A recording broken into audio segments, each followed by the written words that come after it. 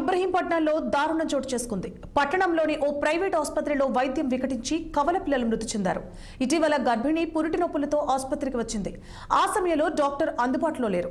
నొప్పులు తీవ్రతరం కావడంతో నర్సులు వాట్సాప్లో డాక్టర్కు వీడియో కాల్ చేశారు. వైద్యురాలి సూచన మేరకు గర్భిణికి ఆపరేషన్ చేశారు స్టాఫ్ నర్సులు. అయితే వైద్యం వికటించడంతో తీవ్ర రక్తస్రావం అయింది. ఆ కొద్దిసేపటికే 2 కవల పిల్లలు మృతి చెందారు. బంధువుల ఆందోళనతో విషయం తెలుసుకున్న పోలీసులు ఘటనపై కేసు నమోదు చేసుకుని విచారణ చేపట్టినట్లు తెలిపారు. నాకు స్టమక్ పెయిన్ వచ్చింది.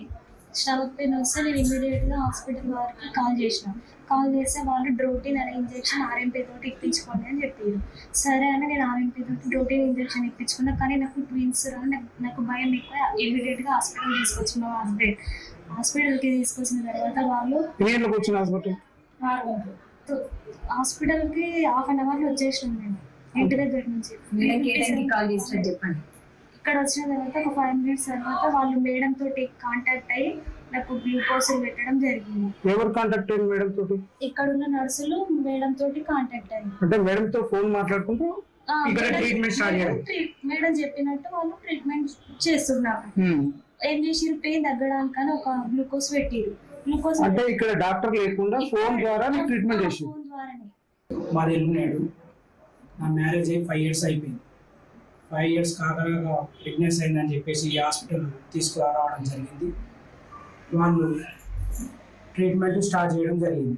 ట్రీట్మెంట్ స్టార్ట్ చేసినాక వాళ్ళు ఏవైతే చెప్పారో అవన్నీ మేము ఫాలో అవ్వడం జరిగింది. ఎందుకంటే మాకు చాలా రోజుల తర్వాత అయింది కాబట్టి ఇట్లాంటి ఇబ్బంది ఉండొద్దని, మంచం కూడా వాళ్ళు దిగొద్దంటే మేము దిగకుండా చూసుకోవడం జరిగింది. వీళ్ళు ఎప్పుడైతే కుట్లు వేయాలని చెప్పేసి చెప్పిరో ఆ కుట్లు వేసినప్పటి నుంచి బ్లడ్ కారడం జరుగుతుంది. అంత అవుతుంది. వీళ్ళు ఎప్పుడైతే కుట్లు వేయడం జరిగిందో వాళ్ళు చెప్పారు మామూలుగా లైట్గా కారుతుందని. వాళ్ళు ఎప్పుడైతే చెప్పారో అదే రోజు నుంచి ప్రతిసారి మాకు ఈ బ్లడ్ అది కారడము, బ్లీడింగ్ ప్రాబ్లము ప్లస్ గడ్డ కట్టడం. ఈ స్కానింగ్ తీసిన తర్వాత అంతకుముందుకి ఎట్లాంటిది ఏది లేదు ఎఫెక్ట్.